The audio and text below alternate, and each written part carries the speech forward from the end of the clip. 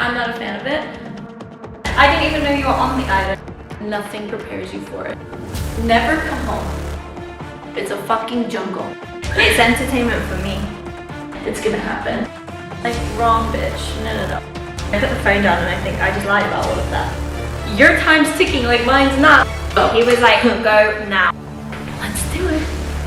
Are we ready? Hey, here we go. Take 2. Okay. Okie dokie. All right.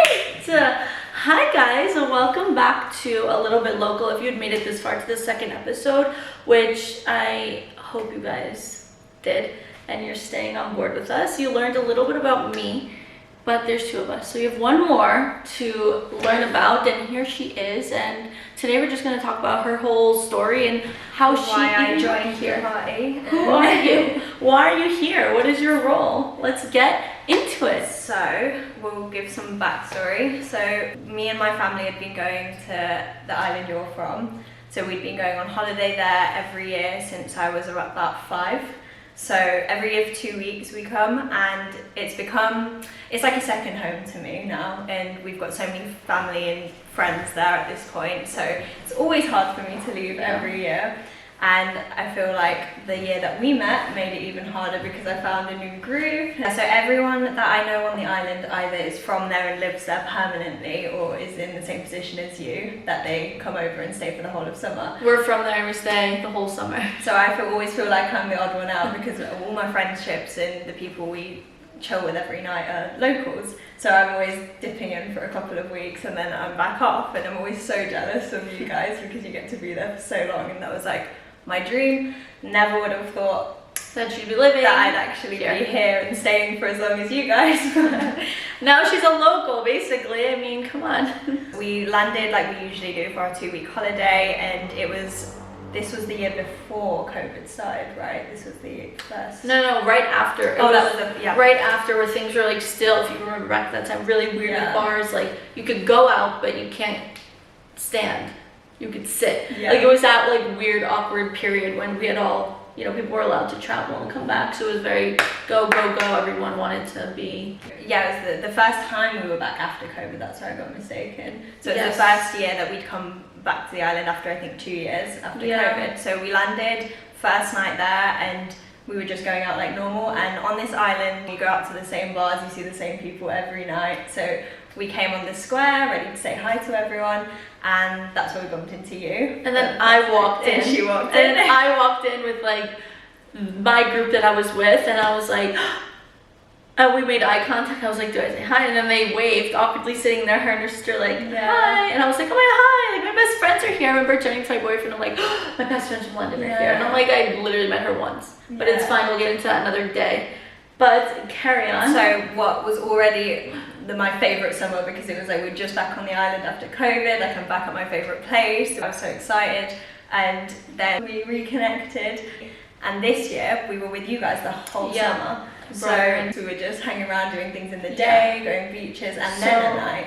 You were single coming into this summer. Mm-hmm. She was single coming into for years, completely single. Keep this in mind for anything. Keep this in mind. Going to vacation completely single, doing your own thing, and leaving with what she left with. So it was that first night, and then I'd noticed this guy, didn't think too much of it. I just pointed him out to my sister.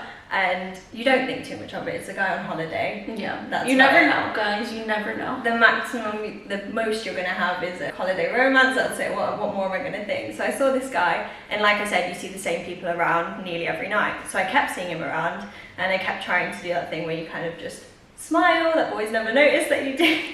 Like get up and pass their table on purpose. I'm like, I'm gonna make my move, just slowly. Like I don't even have to pee, but I'm going to a trip to the bathroom just so he can notice me. So I didn't think anything of it, didn't go up to him anything, and we were just having an amazing summer. And then we went to the usual bar that we go to. That summer, that place like popped off. And the next summer after was like not the same. We had our little routine of the bar that we go to every single night. So we walked into that bar, and my mother ended up introducing me So Mother knows best. yeah, mother knows best. So my mom ended up introducing us, which was low-key his plan all along. He decided to make friends, very smart move, with my mom and my dad before me. So we ended up speaking, he asked me out on a date, and we ended up going on, I had 1 week left, and we ended up going on a date 2 days before I left, because he had an accident, which I thought was an excuse at first. Imagine you meet a guy in a bar, he texts you the next morning like, oh, I can't make our date. Like, I got into an accident. I was like, yeah, okay. right. He was drunk, he changed his mind. That was all He really never liked me. We ended up going on a date 2 days before I left. It was amazing. It was 2 days before I was going back to England. So at that point, what was going through your head? Like, were you like, okay, we'll keep in touch and whatever happens? Or like, no, I really like him. Did you really fall into that? Like, I really like him, this is it. Yeah, I told you about him. Like, I was joking about it, but it wasn't a joke. Like, with my sister and you guys, I was like, this is the one. This is that's what we all thought. That Like, summer. I'm obsessed. It was the summer of like, this is it, guys. But it was so believable. Like, it was so believable. Yeah, so that, I was joking around with it with my mom and my sister the whole time. The first night we walked into the bar as well, our first conversation with him, my mom and my dad and my mom and my sister made it stupidly obvious, because I told them I liked him, and they were like, okay, we're going to make this happen, you guys are going to talk. We walk in, see him, go say hi, mom and my sister. Isn't that, oh yeah, let's go speak to them, and just left. I was stood there. You're like, now what? Now what? Okay, so that was a sidetrack, but yeah, so we ended up going on this date, and then I went back to England. Then what? Yeah, and I was scared to reach out to him. My mum the whole time was at home, like, text him. I was like, he's on holiday, like, he's at his home, like, I was like, he's probably got other girlfriends on the island, like. We ended up coming back 2 weeks later for another 2 weeks. Right. My mum had got the opportunity to work out there online. It was after COVID, we were all remote working. My job said the same, because we had an opportunity to go back. We came back, and then me and him ended up being together. So they ended up basically being together all the time. Like, yeah, we just ended up like fast tracked, right? Would you say it went really fast? We accidentally booked a villa. We sent it to him, and it was actually very close to where he was staying. So we were all the time just hanging out in the day. I was working during the day, and we ended up spending every day together. And we were together by the end of it. But it was still this. I live in England, he lives here. We weren't really sure how we were going to make it work. But you were only there for another 2 weeks. Yeah, so I was there for 2 weeks. So then what was going to happen when you left? At the end of the 2 weeks, and it's like a little bubble on the island, isn't it? So everything just is magnified, everything's amazing there. So we were there, and he'd invited me to come back for his friend's wedding 2 weeks later. Which I was thinking was crazy. We were laughing about the idea. Yeah. So you like met everyone, like one shot. Yeah, so then wedding. I ended up coming back 2 weeks later. So by that point, I was kind of there the whole summer with you guys as well. Yeah. So because as this is going on, like I'm there, like in the midst of like trying to figure out what I'm doing, and I'm moving, like I'm staying, like I'm done, like my ass is set, and I'm like, I don't even know where I'm living, but I'm here. And we were just talking about it, like things were happening for us like parallel. Yeah. Like, oh my god, this is crazy, because it was someone we could relate to each other on. It was a very dream, surreal summer. It was very fairy tale like, but it's okay. After I'd come back, so I'd come back at 3 times, and we were running up to each other comparing notes all the time. Yeah. Like, did you feel like this? Are you afraid to text him? I'm like, I'm terrified, bro. Like, I'm shaking. I'm like, guys, that's not normal. If you're afraid to, like, that's not normal, guys, just so you know. For me, for her, yes, it was normal because it was different, but for me, it was like, not okay. It was the blind leading the blind, though, at that point. Oh, yeah. We're like, everything's gonna be great. We're good. Skipping up into the sunset on beach parties. No, literally, we're like, woohoo! Yeah.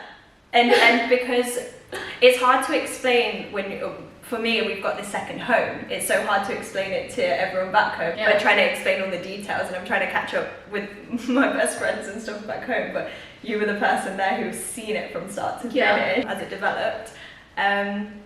So then, fast forward, I was back home in England, and we were coming back and forth to see each other. I flew to Athens and flew to Catalonia, and that's when we hung out as well in Athens. The plan was eventually we'd see where the relationship one of us goes. would move. But mind you, like she just met this guy and then the next day she dipped out and ended up coming back. Like, so like she knew this guy for like less than a month, right? Like a couple dates, and then they're in this full-blown like relationship and things are going so fast. And now I guess you're stuck in the position like, what's next? Yeah, like I went on holiday and then fast forward a month and I'm in a long distance relationship. So then how did you get here? So it was around 5-6 months after I'd met him, which is a crazy period of time anyway to even make a decision like this, but he said, just move in. And I was just thinking, why not? Right. So I said, okay. It was like a drunken Christmas thing. Like he was like, move in. And I was like, okay. And the next day he said it again. I was like, oh, you were serious. You meant that. You were serious. So then I was having all the conversations with my parents about this could be a reality. Like this could be a real thing. Were they supportive? My mom was really supportive. She was sad, but she was like, go fly your wings, it's your time, move. I was planning and saving up to move out anyway. I was like thinking of buying a house or moving out because I was 23 at the time. I wanted to try and move out anyway. And she was like, this is an amazing thing, like you found someone. My parents love him, they were happy, they knew I was safe, and they were saying you're going to be in your favourite place, like you're going to be in Bruce, you're going to be happy. Because of how quickly everything happened with our relationship, my parents met his parents, and so everyone knew each other already. It was just a different scenario. Like, to be fair, like these aren't normal scenarios, guys.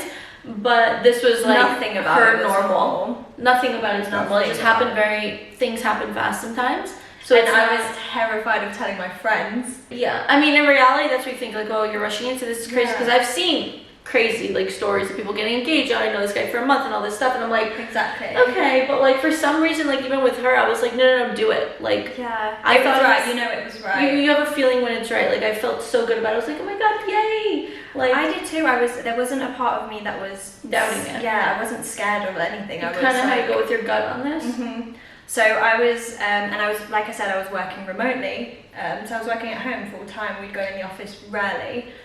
So I started speaking to my boss. Had kind of already thought I was going to move. So I'd got a new job role around the time that I'd met him. And so he'd kind of known about this guy the whole time. I think from day one he was like, okay, she's got it. But then your decision to move wasn't so much played around, okay, I'm gonna move just for this guy, fuck it and go. You had to get the okay from work. Yeah, this wasn't in the plans whatsoever. So I started the conversations with my work, with my boss, and he said, okay, let's make this happen. So there's a process you have to go through, and it's so much paperwork, so many risk assessments, everything. But I was sat Googling, making sure I had every single answer that they could possibly ask me. She was like, I'm gonna make this happen, whether you like it or not. So it was like tick, tick, tick. I answered everything. So everything was kind of falling into place again, like yours was. It was weird that I just made this decision that seemed a bit crazy, but everything was working out. And then I started telling my friends. My sister was so excited for me. She was living abroad. She was living in Dubai at the time. She was so excited. My dad took a bit more convincing. Yeah, I mean, you're like his oldest. He's like, you've met this guy. He loves him, but he was like, you've met this guy 6 months ago, and now you want to move across. Sorry, Dad, I'm leaving. And then he's looking at my mom like, this is your fault. And my mom and dad were going back and forth for about 3-4 weeks on that both, and then my dad finally came and was like, okay, like, I'm proud of you, you can do this. So everything was falling into place, and last minute with work they said no. It was all yes, you've answered everything, like it makes sense, it's fine. Psych, you're saying what in England? So I still remember the FaceTime call, because I'm speaking to my boyfriend, I'm speaking to everyone, saying like I'm going to move, making plans, when's the best date, how am I going to move my stuff. And I got on this Zoom call, and they were like, okay, so we've decided that we don't agree with it, and it's not going to happen. So what was going through your head? I wanted to cry, but I was trying to be professional at work. I didn't want to be crying at work. I was sat there like, okay. And we'd been going back and forth over the last week. I knew they were maybe going to deny it, but I gave them every reason not to deny it. So then it was like, oh, decision time, because if I have to move now, it's not just moving away. So then I'm not going to have a job as well. So then you were kind of going back and forth, okay, do I just say, fuck it all, pick up, drop everything, quit my job, my life, and like this normalcy of what people expect from me, and just move for love essentially, and I'll figure it out? Or were you kind of like, oh my God, but then I'm fucked with work, like should I just play it safe and do distance? Yeah, so I've always had a kind of mindset similar to you, like just go for things, just go with things, there's no point. Like I didn't want my job to be the thing that holds me back, but at the same time, it's all I'd known. I'd been there since I was 18, I'd been studying, I'd been doing my exams and everything to get to this level. So it was a bit of a heartbreak thing to leave the company as well, that's all I've known. Yeah. But as soon as I got the no, I was like, oh well. Well, her mind was made up, clearly. It was like, why not just go with things, and why let a job stop you from doing what you want to do? Like, I can have this amazing, really fulfilling life. You never know what's out there for you until you take the risk. Like, going back to the previous episode, like if you don't do it now, you might regret it for the rest of your life. Like, you're so young to make these decisions and mistakes. Like, you have something to fall back on, worst case. But if your mind's made up and you have all this support, I feel like your best decision always is to just go for it, guys. And I felt so at home here, and I think that's what made it easy, because I'd been visiting because we were doing long distance, and that's when I met up with you, and I mentioned I'm thinking about moving. She was like, yes, you're moving. I was like, oh my God, he said he wants you to move in. So when's the date? Let me know. Like, you'll be here for my birthday. Perfect. And at this point, I hadn't even had the discussions with my boss or anything yet. It was like, you're probably sitting there spiraling, and I'm like, da-da-da-da, and you're like, oh my God, like, what the fuck did I just open up a can of worms with this bitch right here? I don't even know you. She was like, we're gonna do this, like, let me know the date you're moving. I was like, it was just a conversation. Like, I haven't even spoke to anyone. I was like sitting there, I was like, yeah, right up. Conversation? Sure. I was like, get back to me. She said, you're gonna be here by my birthday, which was in March. 2 months time, 3 months time. I was laughing at her. I was like, manifestation, guys. So lo and behold, here she is. I ended up moving. The decision with my job, it was my family and friends that I found the hardest. With work, it was hard at the time, but I just said, I'm not going to let a job that I can get in a different country, I can get a job anywhere, you can move into something. It wasn't like my passion, my dream job or anything. It was just your comfort zone. Yeah, it was just because I was used to it. Was like my family that I'd been there from so young. And there's so much out there that you don't even know exists, and so many opportunities come along. And so I thought, okay, I've got to quit my job. So I ended up handing in my notice. I think I'd booked to actually move about 2-3 weeks after my notice period. Telling my friends was difficult. Really? Yeah, that was hard. For them, they'd not been following the journey so much. So they know what I'm telling them, but it's not a normal thing where you tell your friends about a guy and then you introduce them and they all become friends and they all hang out. They've not even met them. Yeah, that's how it was with me too. I remember being at one of the last closing beach parties, and I FaceTimed with one of my friends there, telling her I was moving, and she started crying, and we were just so happy because, like I said, the only people who knew what was going on in my life at the time were the people directly in my circle, my group, in Kefaganya, on the island, going through this, my family, and maybe 2 or 3 friends from home. And that was it. Whoever else, they were gonna find out through Facebook when I announced like my job and like I'm moving. Yeah. You know, it's crazy because they're like, on one end they're so happy for you because they know like, oh, this is where you're meant to be. But they're like, this is also so crazy because like you're not there to experience it. I think maybe one of my friends had met him once. That was about it. I don't think one of them had even met him. So they did think I was a bit insane, but also they were very happy at my new life. But at the same time, it's so hard telling people like, hi, I'm leaving. But at the same time, do you really care what other people think? I cared about, I don't care what other people think, but I think that shouldn't stop you from doing anything. But I cared about that. These have been my best friends for years, like they're sisters to me, they're family, they're everything. And it was just changing the dynamic of everything. Like we hang out every week and we're on FaceTime constantly, we're telling each other everything, so I knew it would change. Something, I'm not going to be around them, I'm going to miss out on a lot of things. There was a lot. It's like so funny because like you look back and you're like, why was I scared about that? Because it's like things are the same and you're experiencing all these new things. Like nothing changes where you left.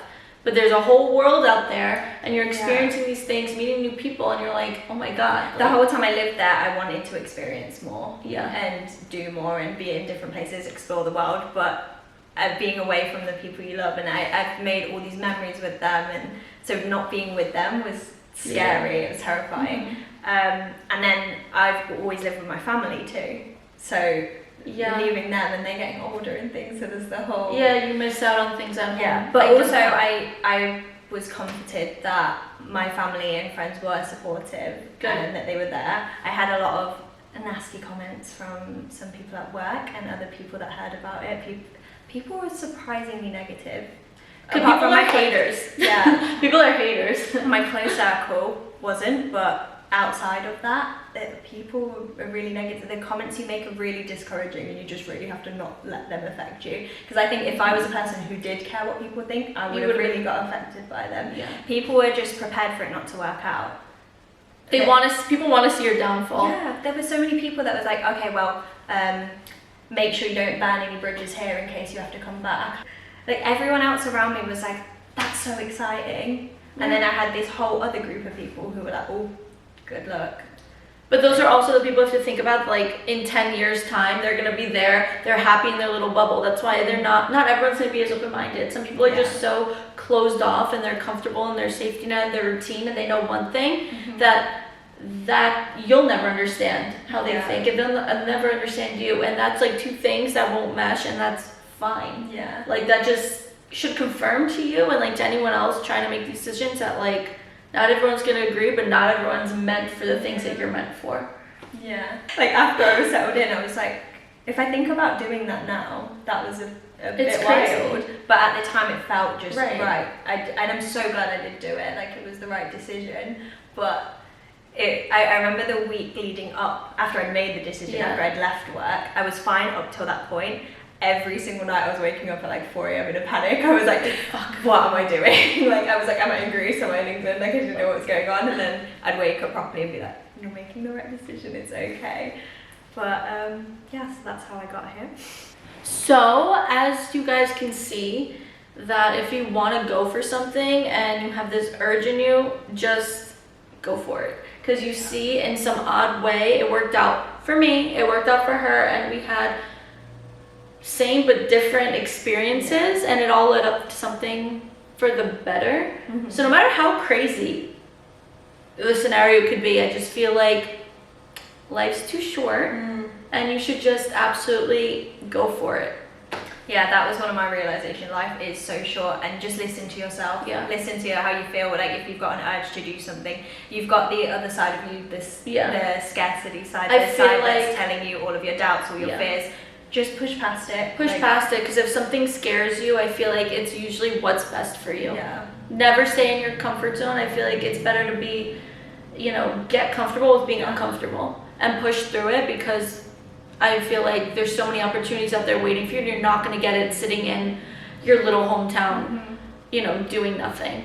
But aside from that, I feel like I would have missed out on so much happiness and this whole new life and all these memories and experiences and all this growth if I'd have just let my fears hold me back and just let myself stay. So just go for it, whatever it may be, whatever you're thinking of, just go for it. I mean, if we didn't go for it, we wouldn't have been here together, which we do get a lot of questions about, like, how did you guys even become close? Why are you friends? Like, US, England, now you're in Athens, somehow your story's parallel, but like, it's kind of insane. But we'll get into that in the next episode, so stay tuned to find out our story and how we met and how we made it this far together.